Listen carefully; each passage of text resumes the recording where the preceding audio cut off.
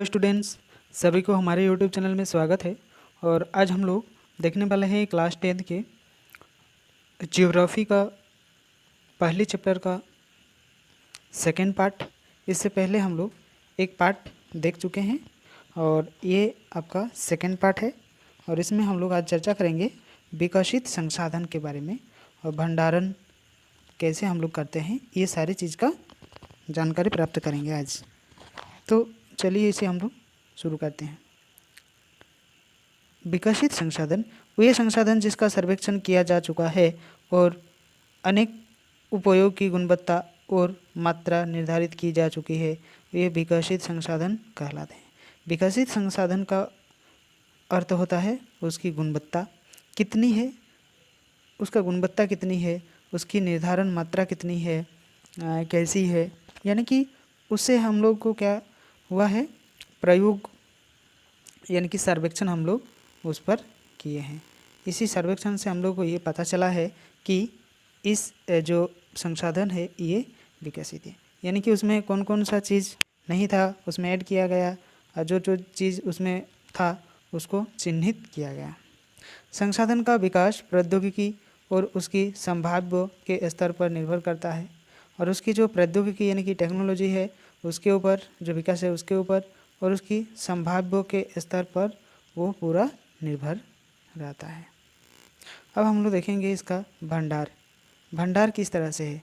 पर्यावरण में उपलब्ध वे पदार्थ जो मानव की आवश्यकताओं की पूर्ति कर सकते हैं परंतु उपयुक्त प्रौद्योगिकी के अभाव में उनकी पहुंच से बाहर है, यानी कि मानव जिसकी आवश्यकता होती है, जिस वस्तु की, जिस चीज़ की, तो इस चीज़ की आवश्यकता की पूर्ति कर सकते हैं परंतु उपयुक्त जो प्रौद्योगिकी है यानी कि टेक्नोलॉजी है उससे अभाव में, उसकी पहुंच से हम लोग बाहर रहते हैं।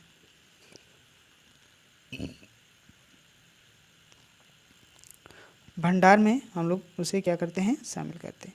उदाहरण के लिए हम लोग देखेंगे जल, दो गैसों हाइड्रोजन और ऑक्सीजन का यौगिक है। हाइड्रोजन ऊर्जा का मुक्त स्रोत बन सकता है, इसका स्रोत जो है ये मुक्त बन सकता है। इसे अगर हम लोग देखेंगे तो परंतु इस उद्देश्य से इसका प्रयोग करने के लिए हमारे पास उन्नत तकनीक की ज्ञान नहीं होती है। मतलब जिस चीज़ से हम लोग उन्नत करना चाहते थे इस चीज़ का ज्ञान जो है नहीं है। चलिए इसको हम लोग आगे बढ़ते हैं। अब हम लोग देखेंगे संचित, जो संचित भंडार है यानी कि संचित कोष है, इसके बारे में देखेंगे। संचित क्या है? यह संसाधन भंडार का ही हिस्सा है, ये भंडारण का ही एक हिस्सा है, यानी कि संचित जिसे हम लोग रखते हैं वही होता है भंडार, और जिसे भी रखते हैं ये संचित भी होता है। जिन्हें उपलब्ध तकनीकी ज्ञान की सहायता से प्रयोग में लाया जा सकता है परंतु इसका उपयोग अभी प्रारंभ नहीं हुआ है। इनका उपयोग भविष्य में आवश्यकता पूर्ति के लिए किया जा सकता है। नदी के जल को विद्युत पैदा करने में मुक्त किया जा सकता है। इसका जो जल है ये जल में हम लोग इसको मुक्त करने के लिए इस चीज़ का हम लोग प्रयोग कर सकते हैं।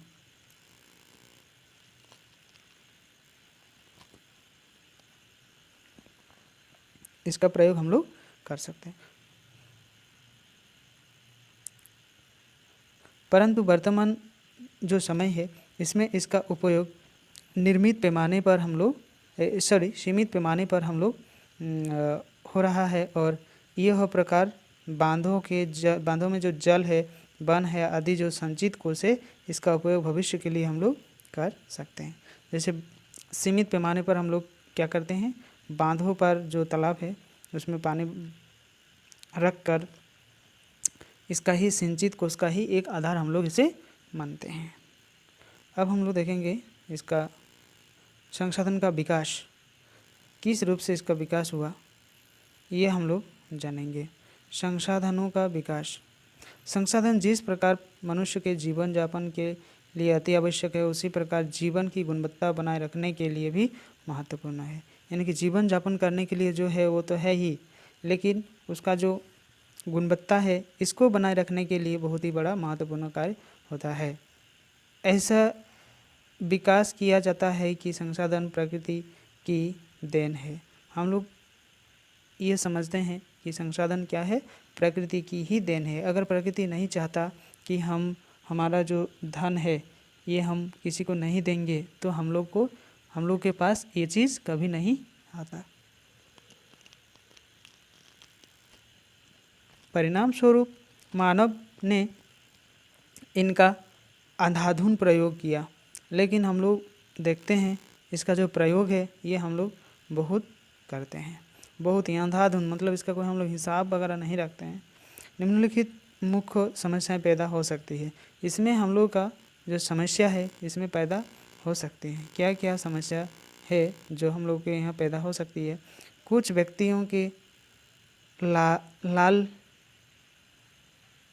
लालचवश संसाधनों का ह्रास हो रहा है, यानी कि जिस रूप से है उससे उसकी कमी हो रहा है। संसाधन जो है समाज के लिए ही लोगों के साथ में आ गए हैं और जिसमें समाज दो हिस्सों में संसाधन संपन्न एवं संसाधनहीन अर्थात अमीर और गरीब में बांटे हुए हैं। जो संसाधनहीन है ये गरीब है और जिसके पास संसाधन बहुत ज़्यादा है तो वो अमीर है। तो इस तरीके से इसे हम लोग देखते हैं। अब हम लोग देखेंगे ये जो संसाधन का अंधाधुंध शोषण के वैश्विक परिस्थितियों की संकट पैदा हो सकती है, जैसे कि भूमंडलीय ताप, ओजोन परत अवक्षय, पर्यावरण प्रदूषण और भूमि का जो है ये निम्नीकरण होता है। तो ये क्वेश्चन भूमि का निम्नीकरण के लिए बहुत ही इम्पोर्टेंट है कि भूमंडलीय जो ताप है, ओजोन परत है, इसकी अवक्षय जो है ये होता है। ठीक है, अब हम लोग देखेंगे इसका ये वाला पार्ट देखेंगे। मानव जीवन की गुणवत्ता और विश्व शांति बनाए रखने के लिए संसाधन का समाज में न्याय संगत बंटवारा आवश्यक हो गया है। यदि कुछ ही व्यक्तियों के देशों के साथ संसाधन का वर्तमान दोहन जारी रहता है तो हमारी पृथ्वी का भविष्य खतरे में पड़ सकते हैं। जिस तरीके से हम लोग संसाधन का उपयोग बिना जानबूझकर इतना कर रहे हैं, अगर इस तरह ये हम लोग उसमें कोई रोक टोक नहीं लगाएंगे तो हमारा जो पर्यावरण है ये संकट में पड़ सकता है, भविष्य में खतरे में पड़ सकता है। इसलिए हर तरह के जीवन का अस्तित्व बनाए रखने के लिए संसाधनों के उपयोग की योजना बनाना अति आवश्यक है। और इसको अच्छे ठीक ढंग से रखने के लिए हम लोगों को क्या करना चाहिए? हम लोगों को योजना बनानी चाहिए और योजना के आधार पर ही हम लोगों को कार्य जो है ये करना होता है।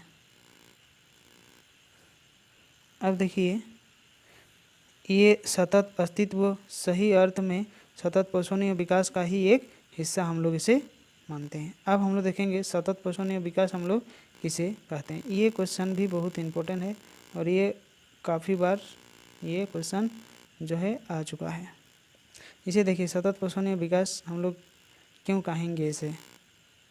तो देखिए सतत पोषणीय विकास आर्थिक विकास का अर्थ है कि विकास में पर्यावरण को बिना नुकसान पहुंचाए हो और वर्तमान में विकास की प्रक्रिया भविष्य की पीढ़ियों की आवश्यकता की अवहेलना न करे। यही होता है आपका सतत पोषणीय विकास, यानी कि पर्यावरण के बिना हम लोग नुकसान उठाकर उसका नुकसान हम लोग नहीं उठाना चाहते हैं, नहीं उठाकर ही हम लोग को वर्तमान विकास की प्रक्रिया में भविष्य की पीढ़ी की आवश्यकता की अवहेलना नहीं करनी चाहिए। यानी कि ये कदम नहीं उठाने के बाद भी हम लोग को ये चीज़ बहुत स्पष्ट रूप से रहना चाहिए कि हम लोग जो है ये गलत तरीके से हम लोग वहाँ भविष्य में पीढ़ी जो आ रहा है उसमें जो आवश्यकता है उसको हम लोग ध्यान में रखेंगे, उससे ध्यान से बाहर हम लोग नहीं जाने देंगे। तो आज के लिए हम इतना ही छोटा मोटा वीडियो लाए थे। जो नए स्टूडेंट जुड़े हैं इस चैनल में वो इस चैनल को सब्सक्राइब करें और एक लाइक और एक शेयर आप लोग ज़रूर करें ताकि दूसरे को भी ये लाभ मिल सके। सभी को थैंक यू।